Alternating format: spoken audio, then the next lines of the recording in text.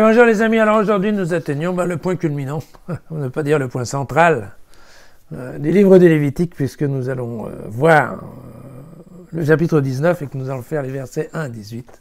Je vous rappelle que Lévitique 19-18, c'est « Tu aimeras ton prochain, comme toi-même ». Le Seigneur adressa la parole à Moïse, parle à toute la communauté des fils d'Israël, et tu leur diras « Soyez saints, car je suis saint, moi le Seigneur, votre Dieu. Chacun de vous doit craindre sa mère et son père et observer mes sabbats. C'est moi le Seigneur votre Dieu. Ne vous tournez pas vers les faux dieux. Ne vous fabriquez pas des dieux en forme de statue. C'est moi, le Seigneur votre Dieu. Quand vous immolez au Seigneur un sacrifice de paix, faites-le de manière à être agréé. On le mange le jour du sacrifice et le lendemain, ce qu'il en restait le troisième jour serait brûlé. Si on en mangeait quand même le troisième jour, alors ce serait de la viande avariée. On ne saurait être agréé. Celui qui en mangerait porterait le poids d'une faute pour avoir profané ce qui est consacré au Seigneur, et celui-là serait retranché de sa parenté. Quand vous moissonnerez vos terres, tu ne moissonneras pas ton champ jusqu'au bord, et tu ne ramasseras pas la glanure de ta moisson. Tu ne grappilleras pas non plus ta vigne, et tu n'y ramasseras pas les fruits tombés. Tu les abandonneras aux pauvres et à l'émigré. C'est moi le Seigneur, votre Dieu. Ne commettez pas de rapt, ne mentez pas, n'agissez pas avec fausseté au détriment d'un compatriote. Ne prononcez pas de faux serments sous le couvert de mon nom. Tu profanerais le nom de ton Dieu. C'est moi, le Seigneur. N'exploite pas ton prochain et ne le vole pas. La paye d'un salarié ne doit pas rester entre les mains jusqu'au lendemain. N'insulte pas un sourd et ne mets pas d'obstacle devant un aveugle. C'est ainsi que tu auras la crainte de ton Dieu. C'est moi, le Seigneur. Ne commettez pas d'injustice dans les jugements, n'avantage pas le faible et ne favorise pas le grand, mais juge avec justice ton compatriote. Ne te montre pas calomniateur de ta parenté et ne porte pas une accusation qui fasse verser le sang de ton prochain. C'est moi, le Seigneur. Et puis enfin, n'aie aucune pensée de haine contre ton frère, mais n'hésite pas à réprimander ton compatriote pour ne pas te charger d'un péché à son égard. Ne te venge pas et ne sois pas rancunier à l'égard des fils de ton peuple. C'est ainsi que tu aimeras ton prochain comme toi-même. C'est moi, le Seigneur. Alors, vous remarquerez que ce passage est quand même complètement différent de tout ce qu'on vient de dire. Il n'y a pas de question de sacrifice, il n'y a pas de question de dépravation sexuelle, il n'y a pas d'horreur en fait. En général, ce sont des instructions qui sont des instructions qu'on a déjà vues, puisqu'en fait on retrouve exactement le décalogue, les 10 commandements. On y est, il n'y a pas de...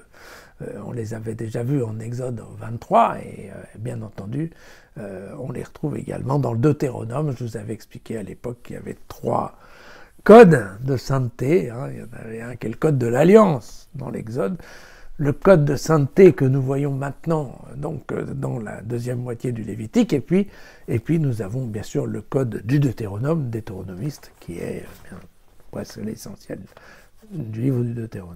Voilà. Alors, on en a déjà parlé hier, je ne vais pas revenir sur la notion de sainteté comme étant la caractéristique de Dieu et le fait qu'effectivement il fallait que le peuple soit saint. Les commandements du respect des parents et du sabbat sont immédiatement rappelés, suivant l'interdiction, et tout de suite il y a l'interdiction du culte des idoles, donc vous voyez que là, voilà. Ensuite, il y a une petite notion sur le délai limite pour manger la viande de l'Holocauste, ce qui est assez intéressant, puisque en fait, c'est une question de limite, et là on commence à mettre des limites de temps. Je vous rappelle que c'était un des gros critères du Lévitique, c'est qu'il fallait, donc pour organiser la vie des gens au milieu, de Dieu au milieu des gens, eh bien il fallait mettre en place un certain nombre de limites d'espace, de limites de temps, et aussi de limites de sainteté, bien évidemment. Et puis, en parlant de limites, c'est amusant parce que là aussi, on nous parle des limites en termes de récolte, tout simplement parce qu'il faut laisser une partie aux pauvres et à l'émigré. C'est-à-dire que, voilà, il faut toujours qu'il y ait du reste, après qu'on ait moissonné, après qu'on ait vendangé, il faut qu'il y ait quelques restes pour que les gens qui ont vraiment faim puissent passer par là et puissent glaner quelque chose à manger, vous voyez. Et là, c'est très clair que, typiquement, on verra ensuite aussi, on le voit quand on parle de l'aveugle, ces gens-là sont placés sous la protection spéciale de Dieu, d'accord? Et donc, attention, parce que quand on commence à penser à leur faire du mal, eh bien, vous voyez, n'insulte pas un sourd et ne mets pas d'obstacle devant un aveugle. C'est ainsi que tu auras la crainte de ton Dieu. Donc, faut faire gaffe par rapport aux plus petits, aux plus faibles, hein, parce que, voilà, qui les protège, c'est Dieu. Donc, il faut savoir que qui s'y frotte s'y pique, comme disait François Ier. Voilà. Et puis on trouve bien entendu des indications pour une bonne pratique de la justice. Et là, ne favoriser personne, ni le riche, ni le pauvre. Bon, voilà. Et puis il y a ce fameux verset 18, hein, qui a aucun équivalent dans l'Ancien Testament. C'est la seule fois où on voit ça noir sur blanc. Et bien évidemment, c'est intéressant puisque, bien entendu, on parle de l'amour du prochain sans spécifier exactement qui est le prochain, hein, on avait déjà vu ça.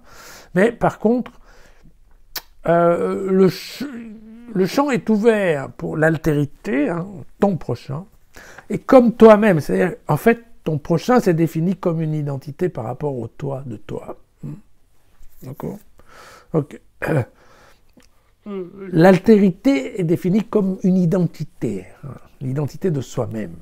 D'accord ? Donc, attention, si tu fais mal à quelqu'un, c'est à toi-même que tu es en train de te faire mal. D'accord ? Donc ça, c'est quand même intéressant. Si on compare les fameux 3 codes à ce sujet,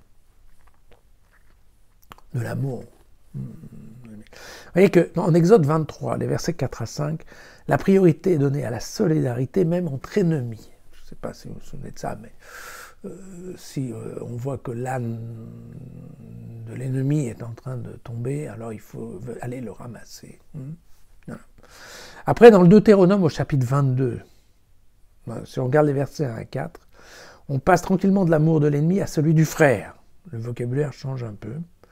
Et le frère étant défini des personnes qui habitent dans le voisinage. Voilà, le devoir de restitution est étendu au manteau et à n'importe quel objet perdu. Donc, ça se spécifie un peu. Et puis on débarque là dans le Lévitique, parce que je vous rappelle que, encore une fois, hein, probablement cette partie-là du Lévitique, elle a été écrite par des prêtres en moins 400.